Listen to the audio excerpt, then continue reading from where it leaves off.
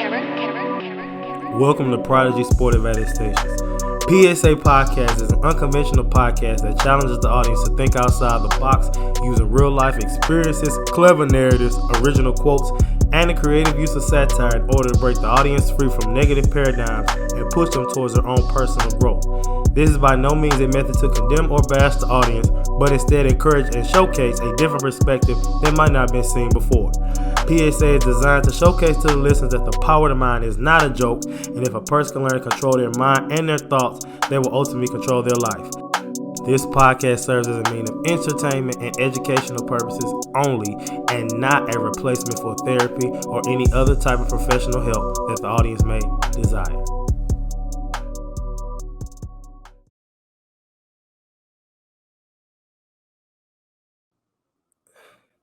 All right, y'all. What's going down? I got my crazy hat on. I told y'all after last week, shout out to Kendra Crump, who did last week's episode about how to handle mental health struggles, by laughing or that kind of thing. So shout out to her for doing that episode. It went up real good. Y'all enjoyed it. It was funny, it was insightful, everything that I wanted. Now I told y'all that this week, I told you I was gonna do another StreamYard visual. I told you I'm not no liar. Unlike y'all baby daddies and baby mamas, I ain't gonna lie to you. I'm gonna tell you the truth. All right. So today's episode is one that's very insightful. It's one that I think will be good, especially for anybody who wants to get in any industry. And I think that this may be the one. I've never said this before, but this may be the one you might want to take notes. Okay. So let's first introduce my title for today. Today's title is A Few Strategies to Make an Impact in the Industry Despite Opposition. All right. The meme reads, when Drake said it's getting real oppy outside, he was referring to those friends and family who don't believe you can make it. Now, this isn't all about friends and family. We ain't doing that one because we did the op episode and we did the no support episode. But I want to touch on a different angle of that wasn't communicated during that time. And I think my guest will be able to help me out with that. So introducing, I got to get my inspiration. Inspiration comes from obviously the song Knife Talk, Drake and 21 Savage. And that's where that line came from, and part of the meme, as well as the inspiration comes from Bold Track 4 and 5, which was, from my podcast album, No Support, followed up by It's Good to Have Enemies, and Here's Why. So, and the other inspiration comes from my guest, who now finally I will introduce. So, Justin, what's going on? Tell the people your name. Well, obviously, they see your name. How you feeling today? Izzy, what's up, man? Thank you so much for having me on here, man. I truly appreciate your time and your platform to allow me to come and speak, man. This is truly an honor and a very important topic, and a lot of great information that you give out, especially for people of color, who are like us, culture, who have not really focused on mental health. When it's something that's very serious, in our community. And so I'm just super happy to be here and talk to you. Okay, I really appreciate it. I'm glad we got a chance to connect and make this happen, y'all. We've been trying to do this for some weeks, but we got it going today. So clearly it was meant to be. All right, so now tell the people where you're from and where you live now.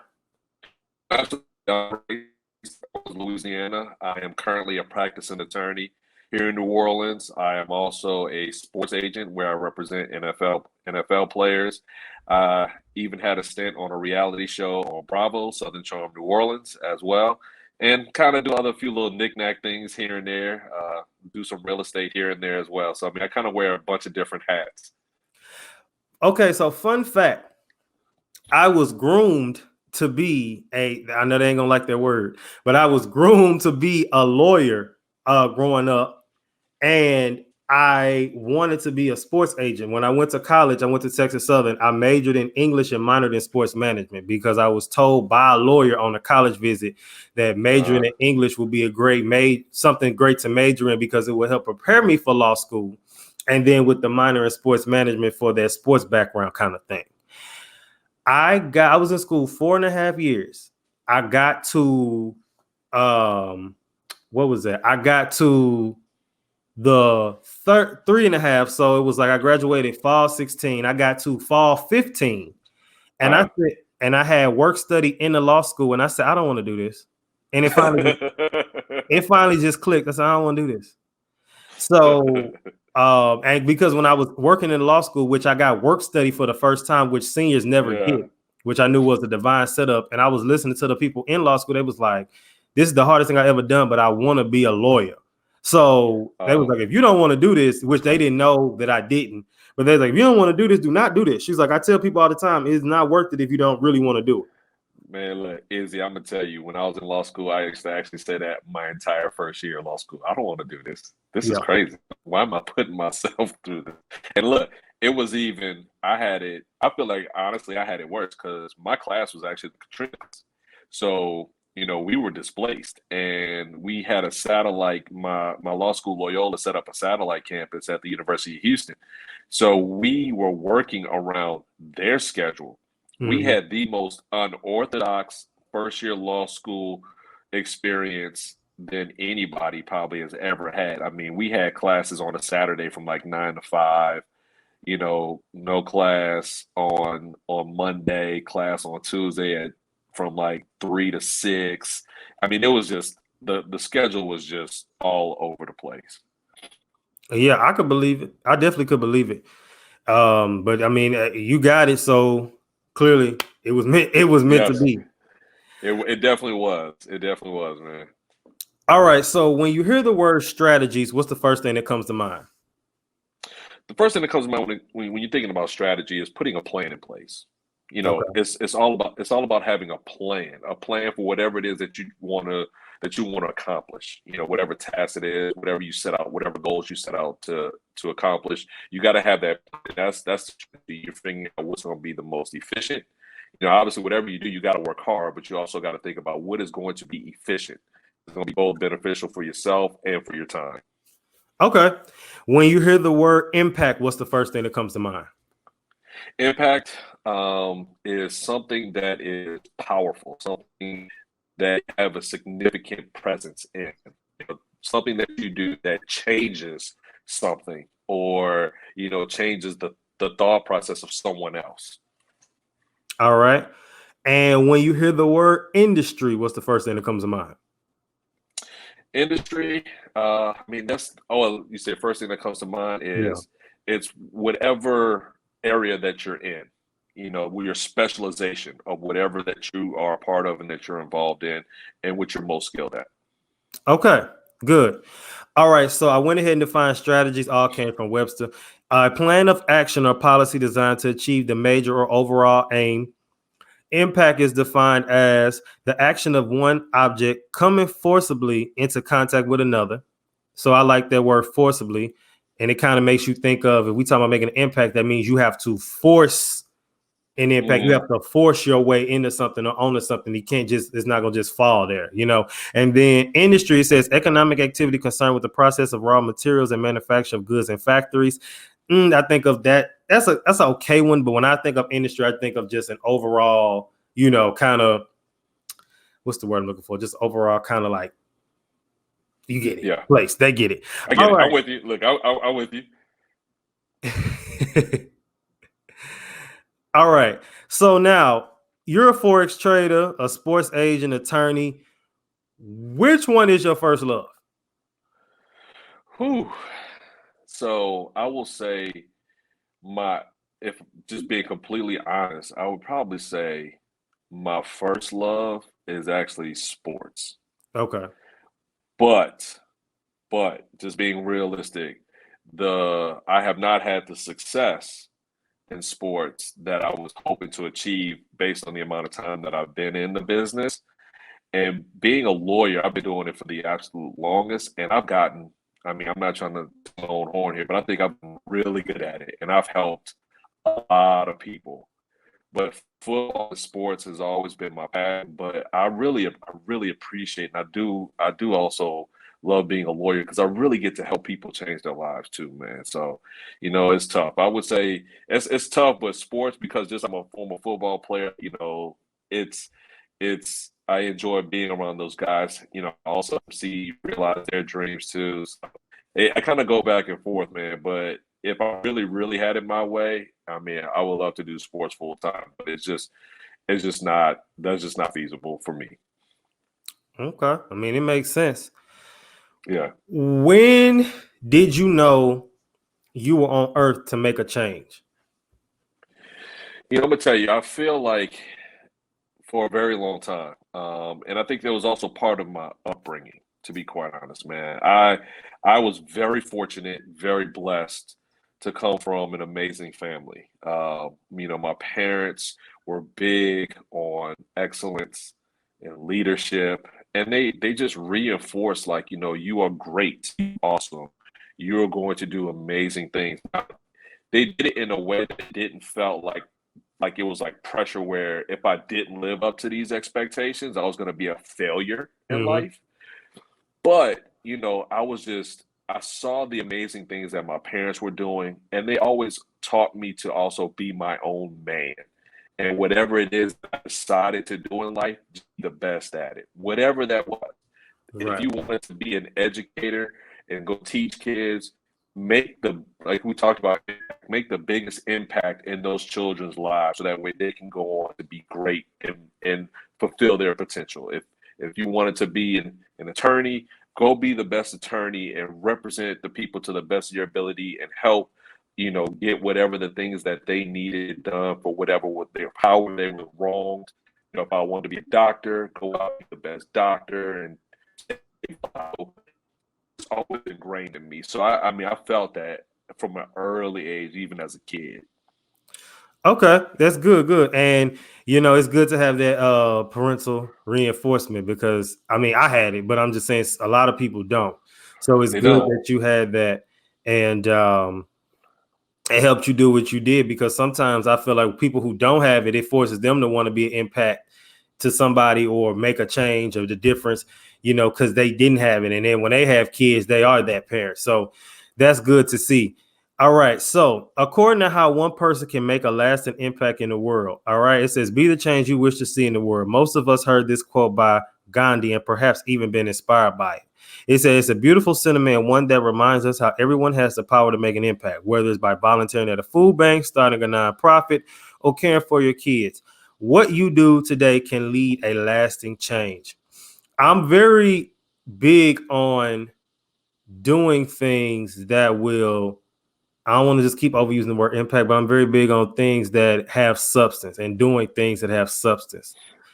And I feel like a lot of stuff in this generation is substanceless. It's just we doing it just cause. Hmm. What is your advice to anybody who may feel like I want to create substance? Ooh, that's tough. I'll tell you, I'm just even realizing this now myself, especially with the emergence of, with social media and things like that. I used to always just look at social media as like posted, oh, I'm on this vacation and I got this car and I'm at this restaurant and all of these amazing things, which not knocking on, that's cool. Definitely do that. But I started to truly, truly, truly understand the power of social and how you can put out a message that's going to educate people and help people. While I was on the TV show, I didn't even realize some of the things that I said, the conversations that I had with some of my castmates, and just sharing my opinions and my beliefs. A lot of people shared a lot of those things, and a lot of people would reach out to me and say, "Oh my God, like some of the things you talked about, I felt that, I appreciate that." You bringing awareness to that and being so caring. I had a similar issue, and you kind of validated my feelings that I felt were right, and using that to actually put out amazing content. It doesn't always have to be surface level with the newest clothes that you have or the most recent vacation that you've taken. You can just sit Yeah. down, walking down the street, sipping a cup of coffee from the coffee shop. Say, hey guys, I just want to share something with you guys today, and Yeah. this is my thoughts on this. And people take that for granted and realize sometimes just those smallest clips are actually some of the most insightful and some of the most powerful things people can post. I agree. I agree. And you see these, in this case, the reality stars. And, it's funny with reality TV, and I'm going to get more into it later, but like back in the day, people would intentionally get on reality TV to become an actor or whatever. That was the gateway. Now people just want to be reality stars. And in this case, if they still can make that, because people now look up to reality stars. Oh, so absolutely. I feel as though, which leads to the next thing, and I'm gonna go into this and then jump back to this. So it says, it's just this from the same source. It says, but sometimes when we hear about so many global issues on the news, it can be difficult to believe that one person can make a difference. Luckily, social change doesn't have to happen instantly or on your own. By working together with your community to change lives one day at a time, your actions can have a meaningful impact. So it makes sense because even like I said with the reality TV thing, you're still in the spotlight. People see what you're doing. Even like you said, you thinking you just talking and you just being yourself, but that resonates with people because I'm a firm believer, and I've said this many times, and I'll say it again. You go through what you go through so that it can be a testimony for somebody else. Not only so that it can be shown that you can get through it and you're used as that, but also for other people to see who are going through that. I can get through it too. And I think sometimes we get caught up in, we feel embarrassed by certain things, but in reality, or maybe we feel like our logics are too, like I know, for instance, I am one of the kings. I ain't gonna say the king, but the king of one of the kings of unpopular opinions. So a lot of times I will keep my comments to myself. Well, that's a lie. I would still say it, but I would still feel a way when people wouldn't agree or think I was crazy. But in reality, now with this platform, it's so many people that have reached out like, oh, I'm glad you're speaking on this because I felt that way. Or, I've been fearful of saying how my opinion because of people. But now I'm like, I don't care no more. I'm kind of like how you are. I don't care what people think or how they feel. I'm gonna stand in the truth. I'm gonna speak on what I was called to speak on and do what and say it whether people agree or not. Because what's they gonna do? The most they can do is stop talking to you. We saw what happened with Dave Chappelle. No, I'm sorry. You can't cancel nothing you didn't create. You didn't create me. God created me. So you can't cancel me. I can cancel myself and take myself out the equation and say, I'm gonna stop this. But you can stop listening to me, but it's still gonna be one person stopping is going to be 100 more that start. You know what I'm saying? So it's like, right. And even the biggest tyrants in the industry are still loved. DJ Academics, everybody hates him, but he still got millions of followers. Yep. I don't keep up with him, but somebody do. No, absolutely. There's a spot out there for everybody. Like even people, as they say, they love to hate you as well. So even the ones that still don't like you, they're still following you. They're still listening to the things that you're saying. Exactly, and it's just that people just I feel like people get a rush. Yeah. But so back to the same article, it says, for as long as humans have been around, we've been asking ourselves questions about our purpose in life, how we can best fulfill it. These existential questions seem to be a part of human nature and often drive people to start social innovation projects so they can leave meaningful marks on the world. But sometimes it's hard to see the difference once a person can make and how we can help our local and global communities. It then says, that studies have found that when we help others, those around us are likely to help us too. Okay. So now I like the word social innovation. That word really stood out to me. And so I went ahead and defined that word from Stanford Business. It says social innovation is the process of developing and deploying effective solutions to challenging and often systematic social and environmental issues in support of social progress. So do you consider yourself an innovator? I like to think I'm an innovator. I feel like there's still a lot more work for me to do. I'd hold myself at a very, very high standard. And I see, and it's not about necessarily comparing myself to others per se, but, I feel like I have an opportunity to use the platform that I've had to speak on things of true substance and content to help people. That was also part of the reason why, I reached out to you, and why I'm doing this. At first, like I said, kind of getting back to the social media, it was great posting, my vacation pictures in Miami or in Vegas and some of the other places that I've gone and had a great time. However, I have an opportunity to really speak on topics that I'm very versed in, I'm very passionate about, and people get to see a different side of me. And I want to really start exploring that more because I really feel like I can make an impact and really change and be of good use based on the things that I've kind of come across in the positions that I've been in recently. Okay. Now, here's something I saw on your page that was interesting. Well, really from the DM that you kind of had sent. So, Hmm. my thing was that stood out to me is you said that you wanted to create opportunities. You want to create opportunities for others to learn how to develop income online. Now, Hmm. I've had my cousin was on my show earlier this season. He's a forex trader, and I know in your Hmm. bio you have forex trader. So, how do you navigate being a forex trader in it in a world where it's not so much liked because of the fake pages? It went from, and I've said this before, the hair pages Hmm. to now these people DM you, and they're getting creative now because now they don't even be having forex in their bio. They just be having regular pictures, and then they'll be DMing you talking about the forex. Hmm. Where did that come from? Do you know? So I'm gonna tell you this. Unfortunately, man, there's two sides to being a forex trader, and even trading because I don't just do forex. I do stocks as well. Okay.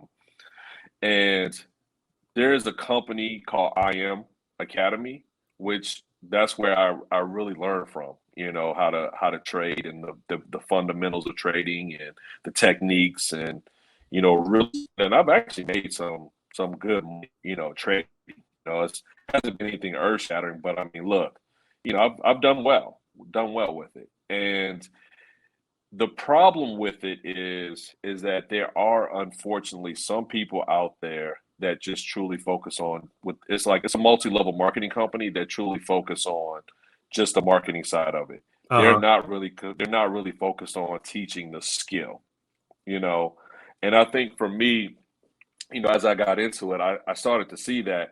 But I was part of an amazing group that actually truly focused on the trade, that actually Mm. taught you how to to trade in the forex market, how to be successful, how to learn the skill, so that way you can make money in times of like a pandemic, where if you're sitting at home, like, hey, wait a minute, like I can Yeah. get online, make a few dollars today and then do it the next day and actually be successful at it. But I think there's been more of an emergence of people just straight marketing, and that is not fair because some of those folks truly have no interest in learning the skill and the techniques on being a real trader. They're just focusing solely on marketing, and that's not fair to even people that they're signing up. You really need to teach yourself how to do this and to be able to show this you can truly learn what you're selling. Okay. Okay. Yeah. Okay. That makes sense. Cause from what we were seeing, it was just like these people Just harass. marketing. Just sign up people left and right. Sign up people left and right, and that's why people confuse it with you know getting being like what they call the quote unquote like Ponzi scheme, like the pyramid scheme. Like you just keep signing people up, and then you get them to sign people up. And yes, there is an advantage to the marketing side, but the product was actually really good if you just took the time to put yourself in student mode and learn it. Okay. Okay. Well, that's good to know. For those who want to get into it, like I said, I have an episode on Forex, but I wanted to debunk the rumors and kind of get that going, understand it. So that kind of leads to the question of, can there be a bad impact?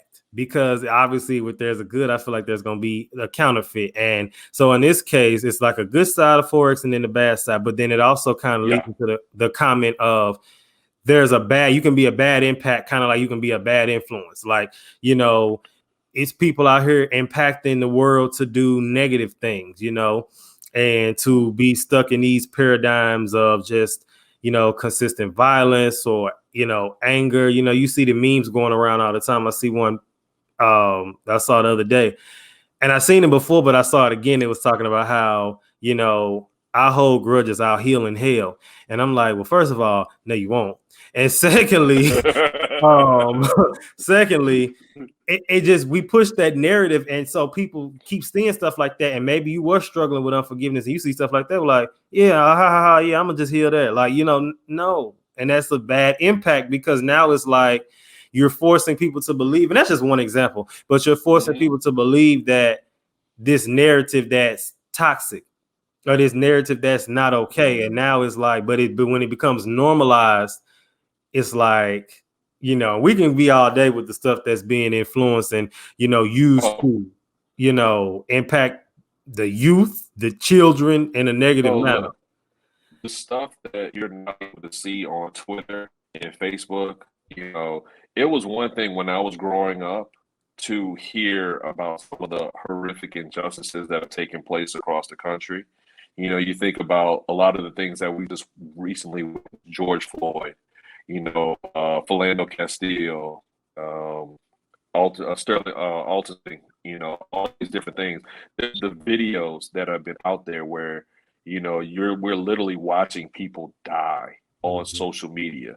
Whereas when I was a kid, you just heard about it in the news. There was a story written about it. But now it's almost to a sense where I feel like some kids who are able to see the stuff, they're becoming desensitized in a sense because it's right there in your face. It's normal, it's something that's happening. And the fact that you even have the accessibility to watch people die online is crazy.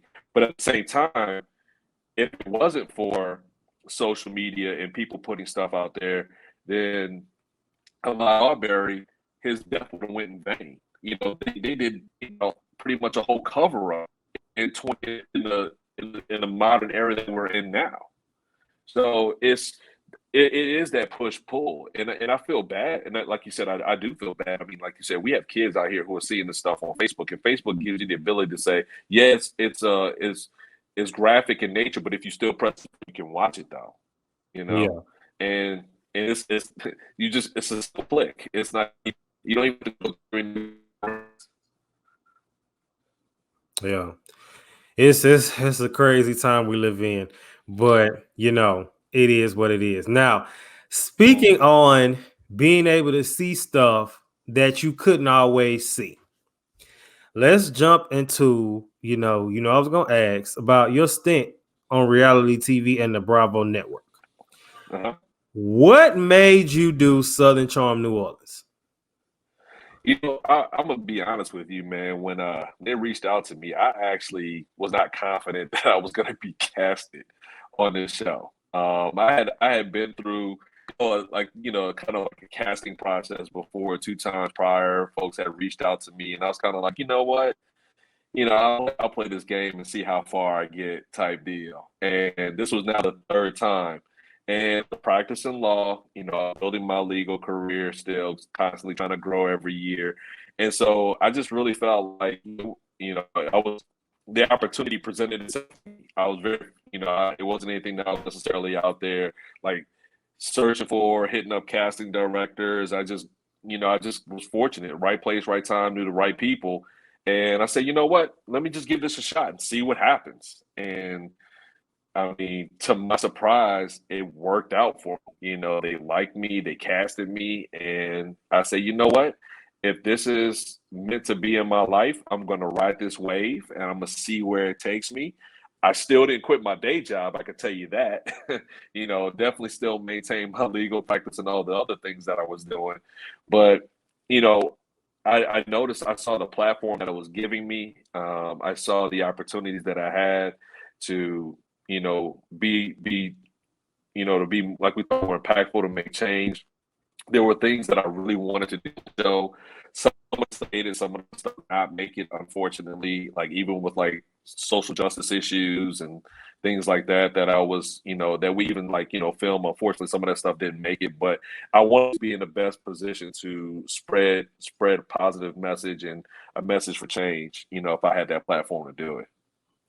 Now, for those that aren't familiar with the show, because it's on Bravo, because when most people think of Bravo, they think of the Housewife channel. Yeah. So with Bravo and the show you was on, can you give an like a synopsis of what the show was about? No, absolutely. I mean, a lot of it's kind of us along the lines of the same premise, as the other reality shows on there. You have a group of folks who are all intertwined in pretty much a social circle together.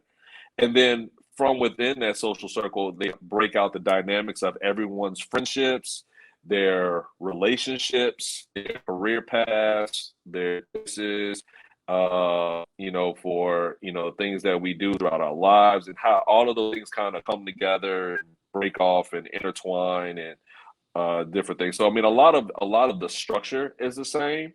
It's just that we were a younger group, in a social circle, as opposed to, like I said, the Real Housewives of Orange County and Real Housewives of New York. We're a part of like this super, super, super elite, you know, group in these respective cities.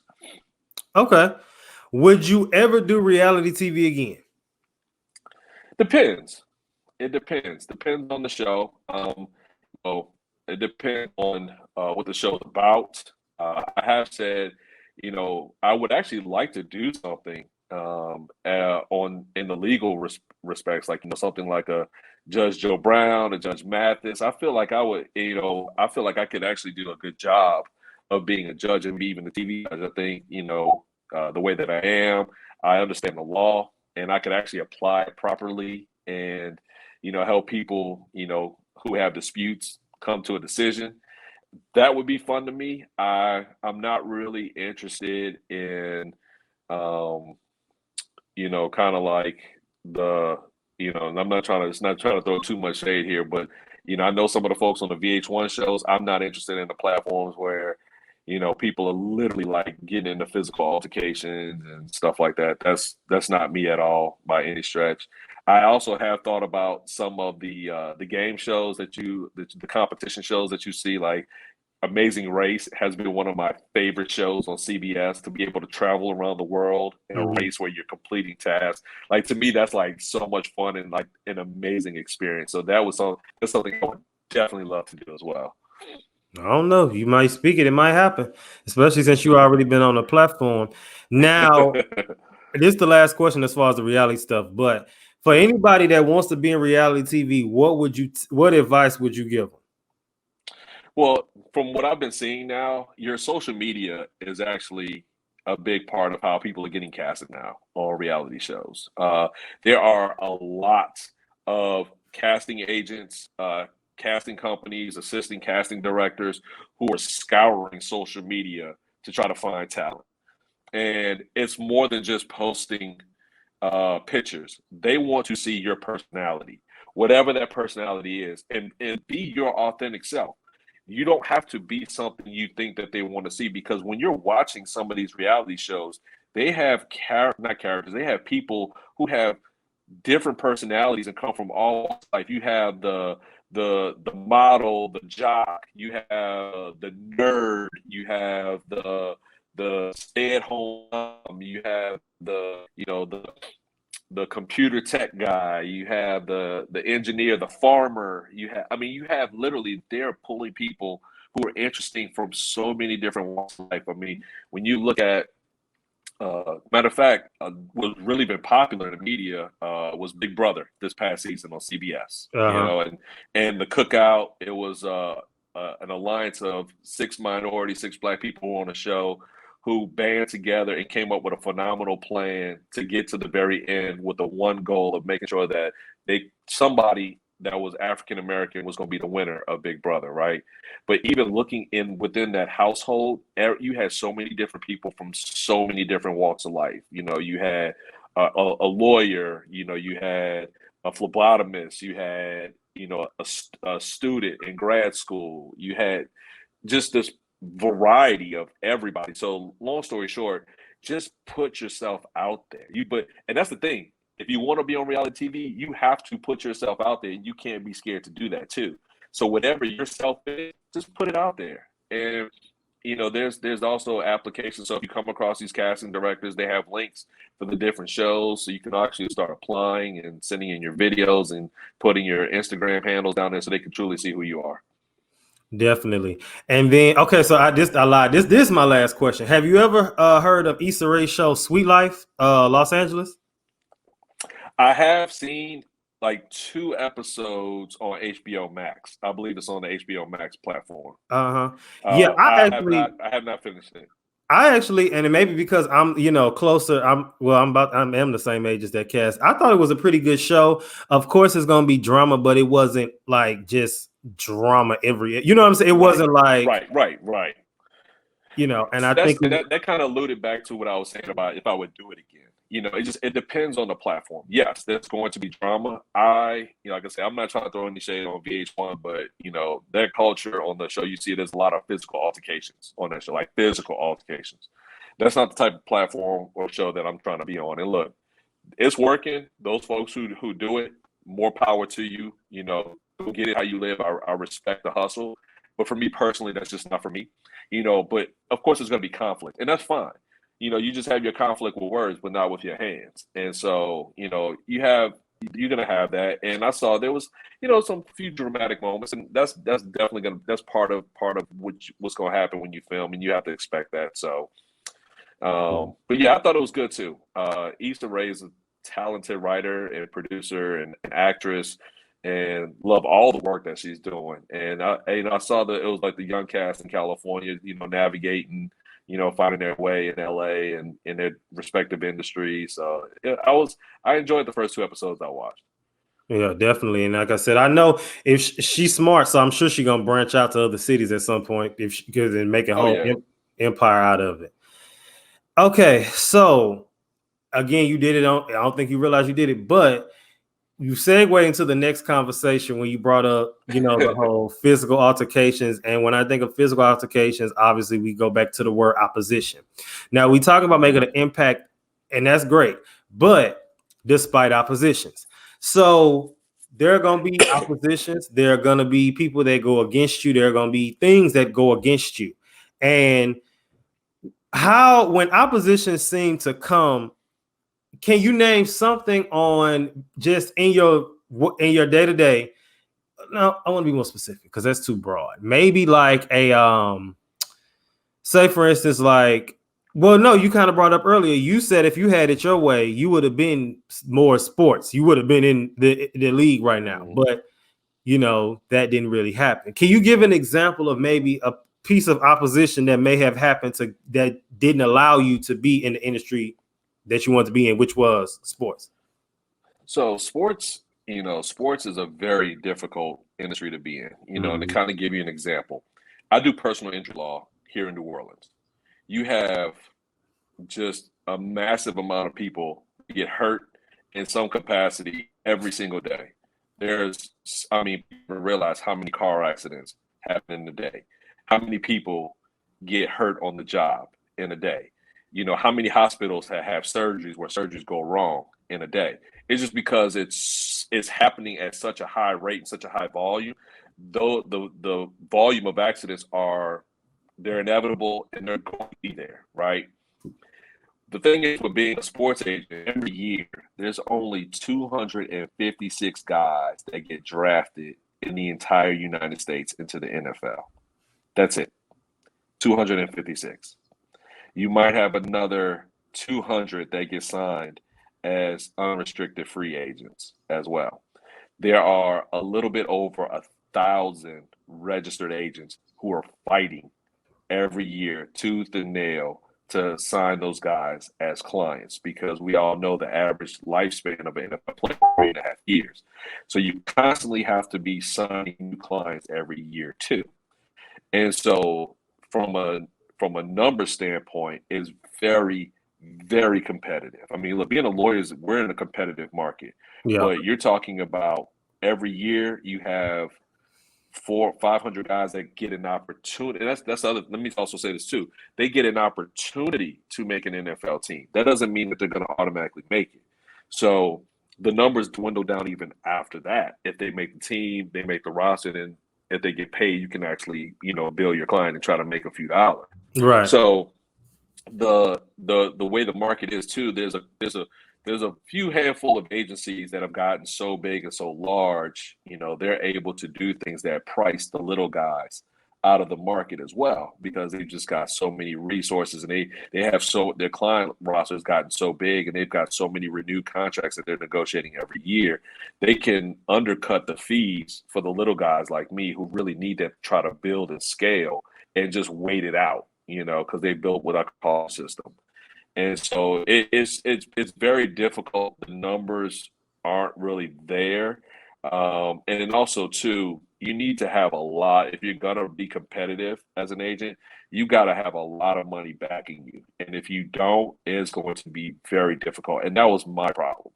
I didn't have the big dollars backing me where I could come in and be able to, do these huge marketing advances that were hundreds of thousands of dollars, and, Mm. buy these guys like the big expensive cars. Because, when you're a super high round draft pick, you're going to get that money back, Yeah. but you need to get it in order to get in the game. And so that's what's made it difficult. Whereas being with my firm, my firm is able to do the they marketing, so we're ahead of the curve, and we have them build and for our cases. And I've been very successful doing that. But sports, the number is just it's just a tough business to be in. But if it's going for you, it can be a fun. I mean, a lot of football games, a lot of events, and I got a chance to kind of do some of the cool things that you see on TV. It's not like that all of the time. I mean, with any profession, even when you watch a lawyer show, it's not like that, Yeah. But, uh, you know, but my passion was just always being a football game. I love watching college football. I love going to the games, the atmosphere, the camaraderie, talking to families, hanging out with families, tailgating with families as I'm getting to know them and recruit their son. I mean, that part to me has always been, so much fun. Yeah.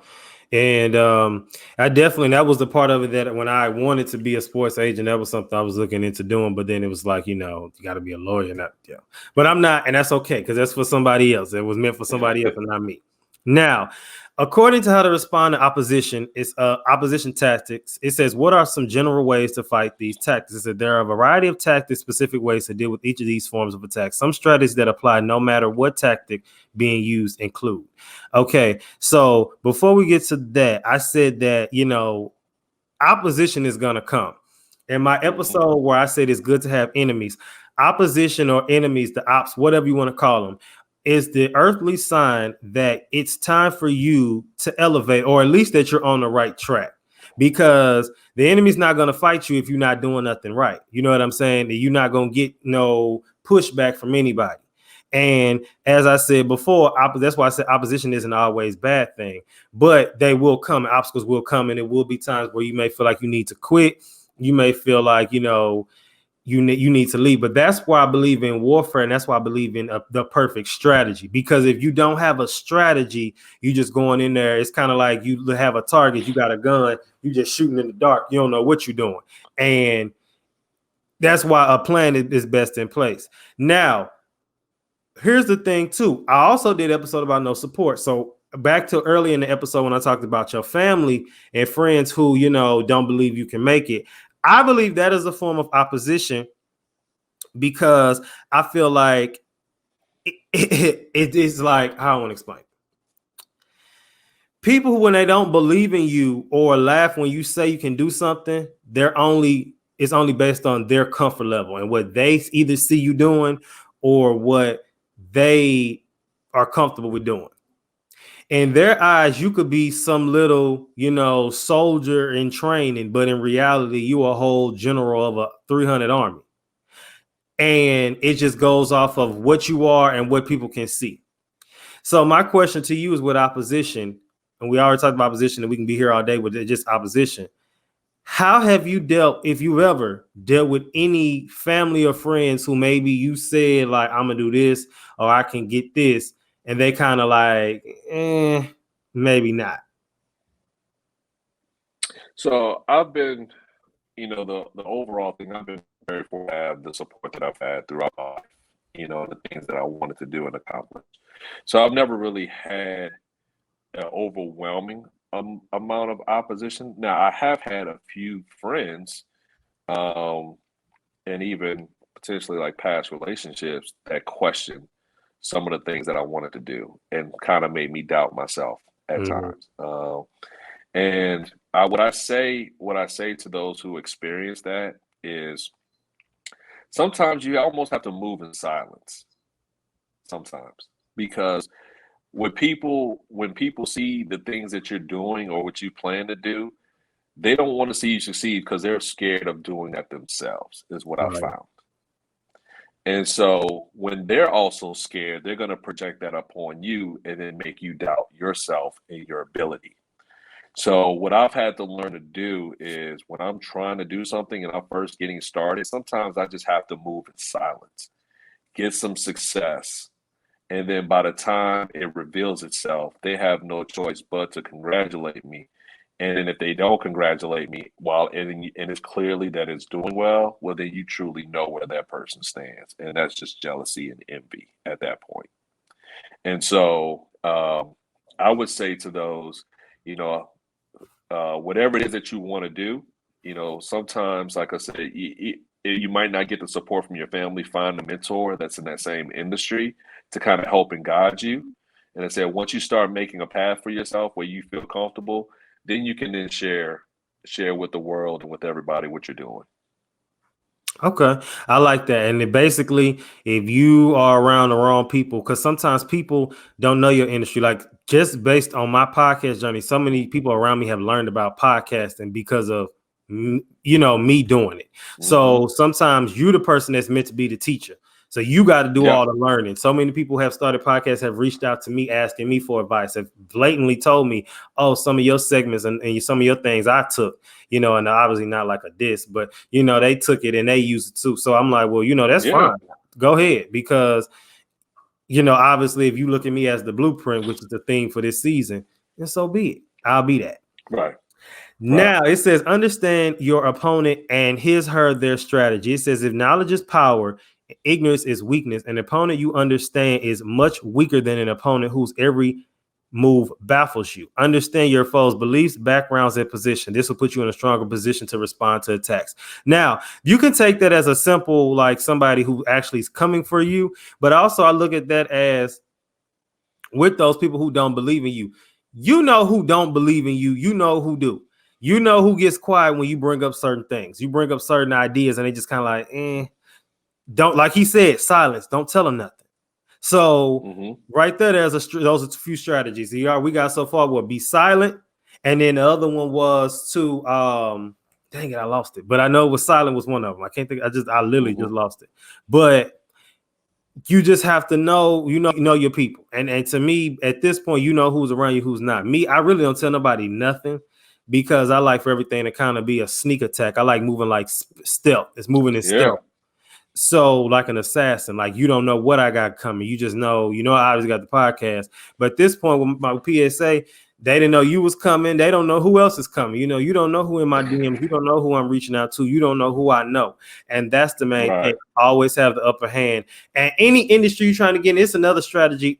Please, it's better to make, you're not going to be friends with everybody, but it's better to make friends than enemies, because when you going in trying to just be hateful to everybody, it's one thing to put on this persona on a platform and play the role of everybody loves to hate me, but I guarantee you behind closed doors, you making friends with people. You being nice to Oh people. yeah.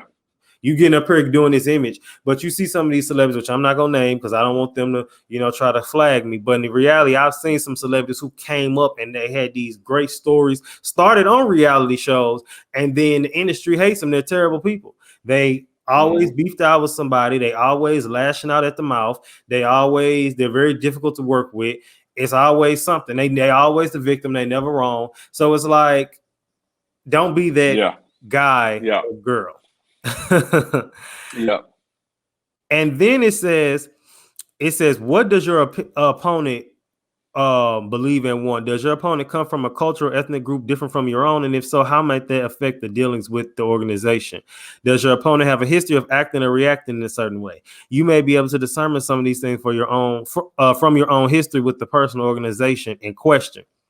It says, from the experience and personal knowledge of friends and colleagues, from newspaper articles and corporate materials, it says that if you're dealing with a certain person and a certain background and a certain way of life, you'll know how to strategically deal with that person or organization. Now, here's the thing. You have to first know what industry you're going in. Your industry doesn't have to be one thing. We see my man aspire to be like him with all the different hats, but your industry, we mentioned earlier, can be education, politics, the film industry, podcasting, mental health practitioner, forex, comedy, the police force. You know what I'm saying? Anything. You can make an impact in any industry that you feel you want to do. And the thing is, typically the thing that gets you out of bed in the morning, that gets you excited to do, is what you're called to do. I know, and we've had a police officer on my show this last season, and a lot of people didn't like that because and he's black, so people's like, oh, well, you're a black police officer. But what, again, I just don't believe. We need to get out the box and realize that people can, one, make an impact anywhere, but also he may want, which I know he said he wants to do, he wants to change the narrative of a police officer. So, I gave him the opportunity to speak for, himself and give those different sticky scenarios that most officers are in. And, and that was a good one. I don't want to get too much in that because I want you to watch it and listen to it. So as we end, coming towards the end, any personal other tips that you may have that for a person who wants to impact an industry?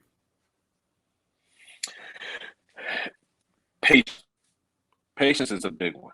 I'm gonna tell you, when I first started practicing law, I was not a good lawyer at all, to the point to where I even questioned my ability to practice law and to continue in this career. And it was a lot of frustration within myself. It just was not coming to me like I thought it would, or as fast as I wanted it to. But patience, constant work on saying, you know what, I'm going to get better every day. I'm going to put in this work to continue to improve myself, improve my knowledge, and improve my skill.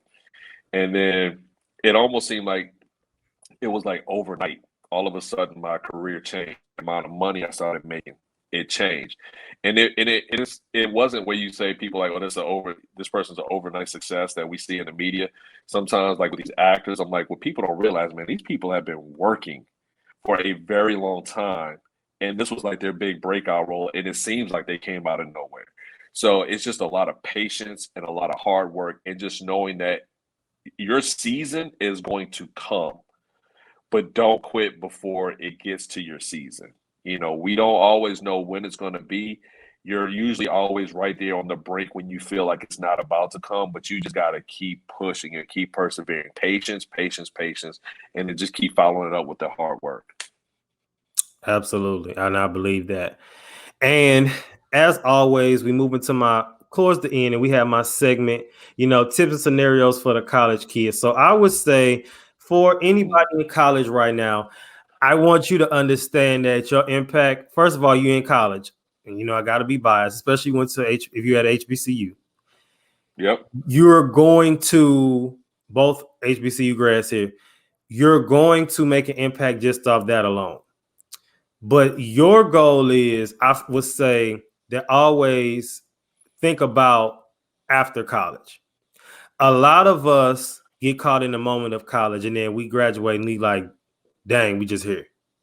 Mm-hmm. So if you have a plan in place to what you want to do after college, and maybe even have a plan B, I'm not gonna say a plan B, but just have a, maybe even, and I've never thought about this until just now, maybe even have you like 3 careers in mind you think you could do. And, and maybe like, even with me, I'm an educator as of now, but I've got my podcast going. I'm selling my belligerent teas, and I got some other things coming. Mm-hmm. So for me, it's like, I didn't plan on going into it. Well, actually, it's funny because after law, it was like, okay, if you didn't want to do law, my dad was like, you can always go teach. So here I am. And, I'm definitely not making an impact with those kids. And, it's noticed. It's definitely a notice. It's noticed because the assistant principals, the principals will always say that. And the kids were always, I was always voted favorite teacher. So, do you have any tips and scenarios, maybe for tips for the college kids, anybody who's in college right now, and they feel like they want to make an impact but don't know how to go about it?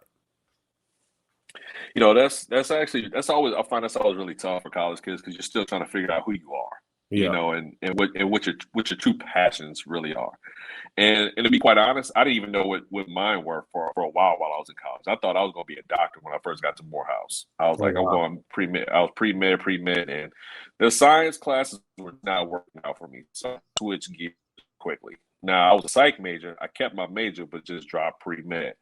And I had to figure out, well, what am I going to do with myself? My father at the time, my father was a practicing lawyer my whole life and had just became a judge right when I got to college.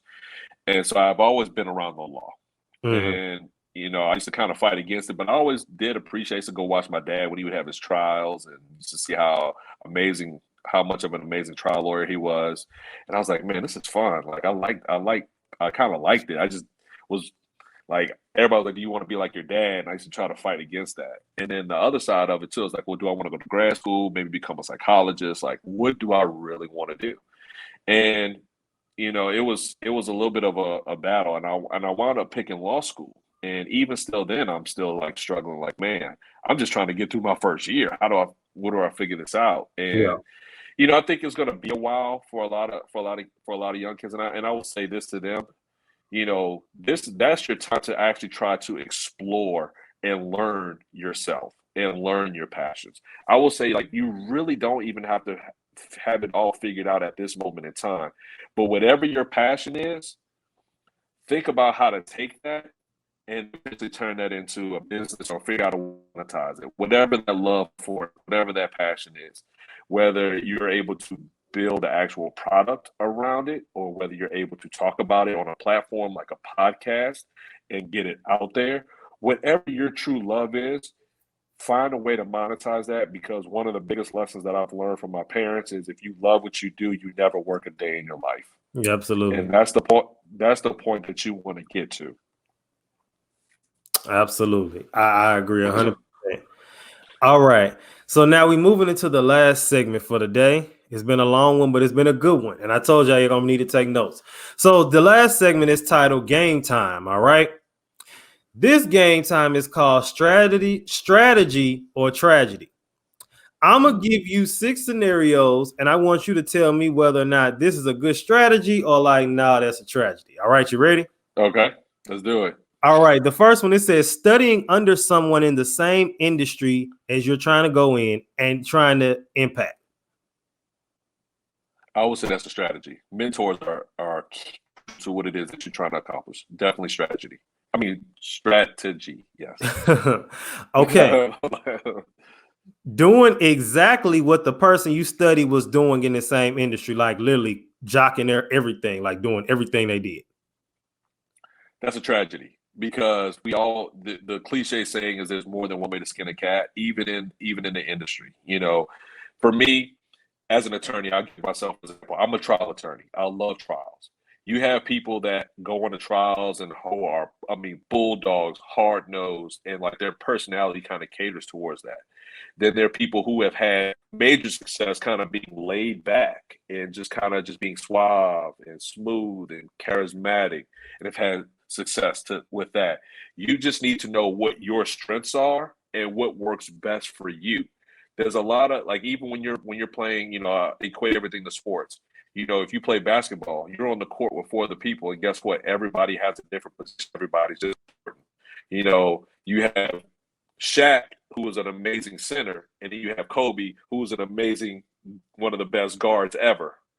So if you're a Shaq, be a Shaq. If you're a Kobe, be a Kobe. Shaq will never be Kobe. Kobe will never be Shaq. But they were both great at what they did. So you got to find within that industry what is your strength and just focus on that. All right, the third one. Sorry, I got a little long-winded on that one, man. Oh no, you good, because you probably use that for a clip. But the third one, effing your way to the top. Tragedy. You will not have any respect whatsoever. It may work for just a little bit, and it'll only get you so far, but you will be stuck. you will get stuck at some point. It is not a good way to do it. Working for an industry while still having your own thing on the side. That is definitely a strategy. What I've learned is you use the money that you're making from your 9 to 5 to Yep. fund your passion. And you get that to the point to where your passion is actually starting now to completely replace and even surpass your 9 to 5 pay. All right. Watching YouTube videos, studying how to make an impact in your respected industry. There's education out there everywhere, but you really have to vet it. It can be a strategy, but if you don't truly vet the knowledge that you're receiving, it can quickly turn to tragedy. And see, it's funny because I have the same question for 6. It was the last one. It says, studying how to make an impact in the industry, but without applying anything. Because if you're just watching videos, you're not doing nothing. You just. That gets to my and I'll say this. More recently I've been into real estate, and I was one of the biggest people who suffered all from paralysis by analysis. And I would just study and study and study and study and study and learn everything and everything. And I never, what they say, I never put myself in the game, even after like studying all this stuff. And I'm finally doing it now. Finally doing it after years. And so, you know what? It's scary at times where you think you may want to do something, but you know what? You just gotta just go for it. There are so many people out here who will never even just take the chance to do something. So don't be scared. Obviously, do due diligence, but don't overthink it. Just get in there and just do it. All right. Good information. Good information. Y'all done got a bunch of gems this episode. Now, ending off with the question and challenge from the audience. So now I'm acting like a teacher. So now I want to see what you learned from the episode and what is one strategy you plan to incorporate from this week's episode and why. And remember, do that and you can enter for a chance to win some gift cards. The gift cards will go out for the month of November. But because I gave out the ones for October the other week, the ones for November, this episode obviously dropped this week, but it'll be you'll be qualified for the drawing for November and get notified of that at the end of December. Remember, the more times you enter, the more times you have chance to win. All right, Justin, anything you got to say before you leave us today? So this has been my new thing that I've been doing is what I call my random acts of kindness. And I feel like if everybody does this world, just these two little things, this world can be a better place. First and foremost, if you've been, whether you've been arguing with someone or it's someone close to you, send that random just text message to someone just saying, hey, you know what, I love you. Just thinking about you and that I love you. It doesn't even matter if you're arguing with the person, they're your best friend, whatever the case may be. And then just randomly compliment someone walking down the street. Oh, I love your car, love your outfit, love your shoes, think you're beautiful, just in a max of kindness. And I think if everybody does this, just those things can go a very long way. Okay. Dropping gems for y'all. All right. Tune in next week. I will be by myself, but it's a good one and it will be a visual. All right. P.S.A. signing out. Always remember, keep your head up like your neck hurt. Remember who you are and make your mind up. Don't let it make you. Thank you, Justin, for pulling up on me. And we got to do this again soon. Absolutely, man. Appreciate you, man.